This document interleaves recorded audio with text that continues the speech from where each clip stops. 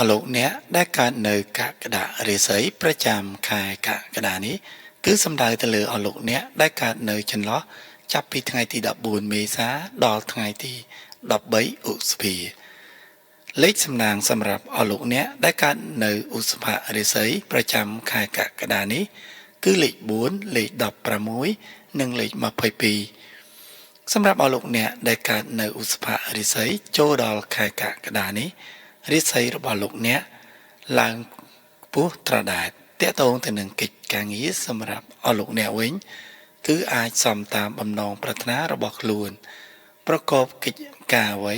អាចទទួលបាននៅផលសម្រេចទៅតាមទិសដៅគោលដៅដែលលោកអ្នកបងប្រាថ្នាទោះបីជាយ៉ាងណាក៏ដោយក៏លោកអ្នកគួរតែរៀបចំផែនការឲ្យបានត្រឹមត្រូវតាក់ទងទៅនឹងកិច្ចចរចារបស់អលោកអ្នកជាពិសេសតាក់ទងទៅនឹងពាក្យសម្ដីរបស់លោកអ្នកឲ្យបានល្អជាពិសេសអាចធ្វើឲ្យអលោកអ្នកមានកំហុសខុសឆ្គងទោះបីជាយ៉ាងណាក៏ដោយសម្រាប់អលោកអ្នក